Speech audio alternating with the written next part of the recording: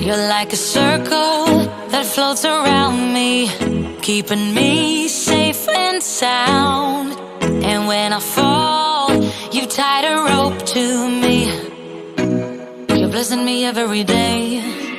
I was down with an illusion, like a sparrow with broken wings.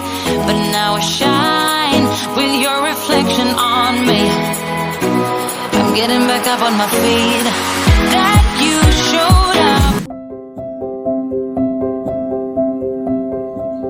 Assalamualaikum warahmatullahi wabarakatuh. Perkenalkan, nama saya Nurul Lia dari kelas 6 SPIC mata kuliah Metodologi Sejarah Lisan. Kali ini saya akan melakukan wawancara pada salah satu mama di suku Kutianya Lahan Panjang mengenai tradisi kematian yang ada di Lahan Panjang. Baik Pak, perkenalkan nama Bapak siapa Pak? Nama saya Pitra Suhamdi, gelar Rajo Endah, suku Kutianye, Nagari Lahan Panjang, Kecamatan Lembang Manti, Kabupaten Solok, Provinsi Sumatera Barat. Pekerjaan sehari-hari Bapak bekerja di mana Pak? Bertani sambil berdagang. Baiklah, pada saat ini saya akan mewawancarai salah satu mama yang ada di suku Kutianye mengenai tradisi kematian di suku tersebut, atau lebih luasnya itu di Kenegarian Lahan Panjang. Untuk pertanyaan pertama, apakah tradisi atau kegiatan yang dilakukan oleh masyarakat Lahan Panjang dalam acara kematian? Biasanya bagaimana acara atau tradisi kematian di Lahan Panjang, Pak? Ya, tradisi ya seperti biasa, ada yang secara adatnya, ada yang secara agamanya. Kalau secara adatnya, waktu orang sudah meninggal mungkin dikumpulkan seluruh sanak karib baiknya, di mana akan dikuburkan itu ditanya dulu. Apakah di rumah anak, apakah di rumah kemenakan, apakah di rumah bakunya. Setelah selesai perhitungan itu, baru dilaksanakan secara agama. Yang pertama tentu dimandikan, dikafani, lalu disalatkan, dan terakhir dikuburkan.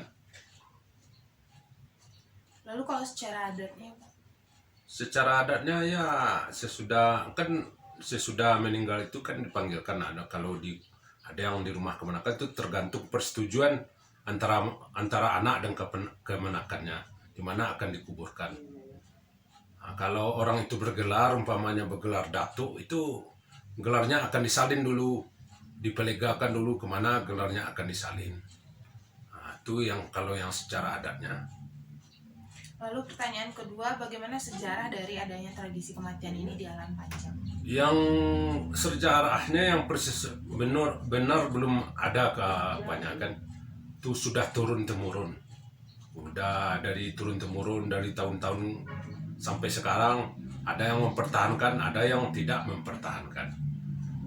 Jadi kalau sejarah itu tidak secara tertulis? Tidak tertulis, itu ada yang secara turun-temurun. Lalu pertanyaan ketiga, apakah mengapa tradisi ini masih dipertahankan sampai sekarang? Ya, tradisi, alasannya tuh mungkin tradisi itu dipertahankan karena sudah kebiasaan sejak turun-temurun.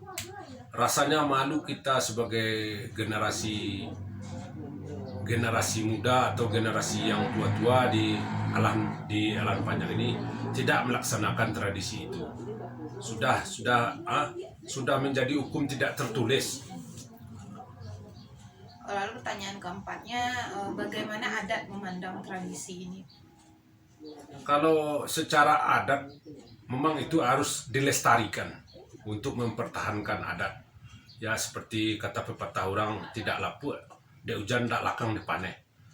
Itu sesuai dengan bergilirnya waktu, mungkin sedikit-sedikit ada juga pengurangannya dan ada juga penambahannya. Lalu pertanyaan berikutnya itu, bagaimana agama memandang tradisi ini? Kalau agama memandang tuh mungkin lebih tahu, yaitu alim ulamanya. Ya selagi adat itu masih tidak berbenturan dengan agama, itu harus dipertahankan. Sesuai dengan pepatah Minang, adat besandi sarak, sarak besandi kitemuan. Itu memang harus dipertahankan. Kalau tidak melanggar agama atau melanggar syar'i, mungkin itu harus tetap kita pertahankan. Pertanyaan selanjutnya itu di Minangkabau itu kan ada berbagai suku. Itu apakah di setiap suku di Alan Panjang tentu punya banyak sukunya juga. Jadi apakah di setiap suku di Alan Panjang itu punya tradisi berbeda dalam tradisi kematian ini? Kalau secara di Alan Panjang ini tidak jauh berbeda, itu sama seluruhnya walaupun berbeda-beda suku. Ada suku Melayu, suku Kutianye, suku Bendang, itu tetap sama. Masalahnya pepatah adat sudah mengatakan adat selingkah negari, pusako selingkah korong.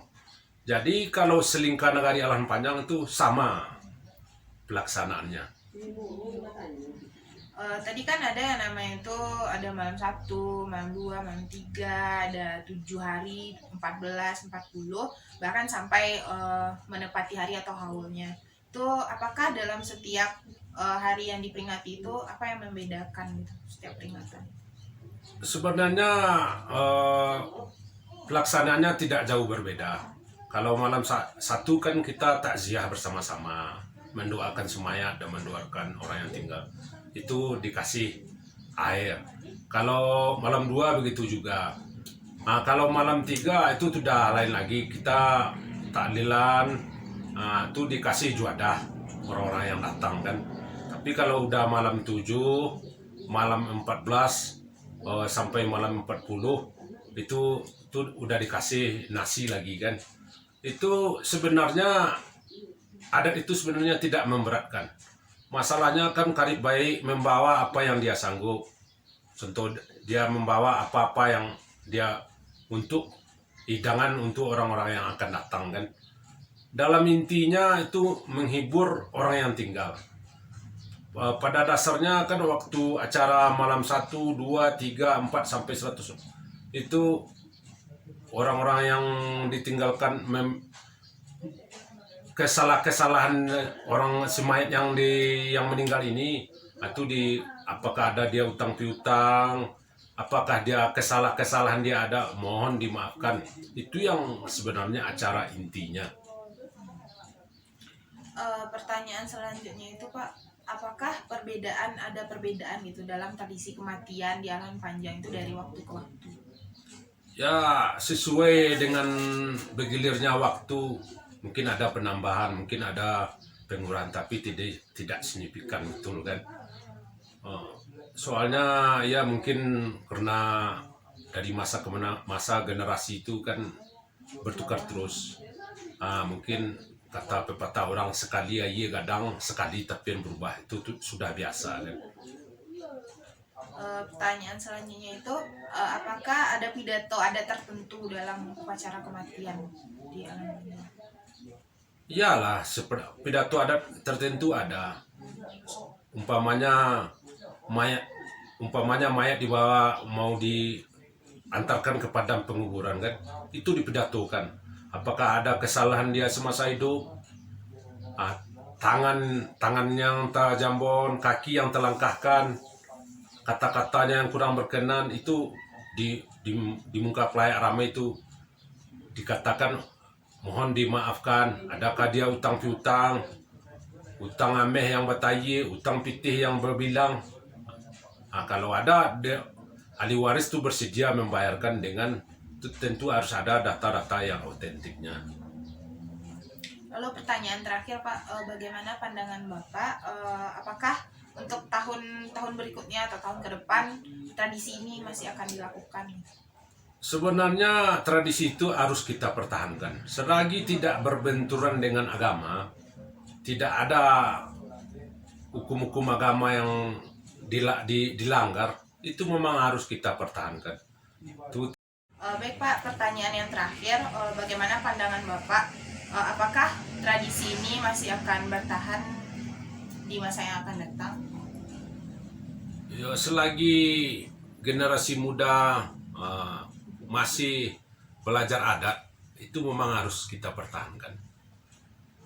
Kalau kita berharap tradisi ini memang harus kita pertahankan. Kalau selagi tidak masih melanggar agama, wajib kita pertahankan.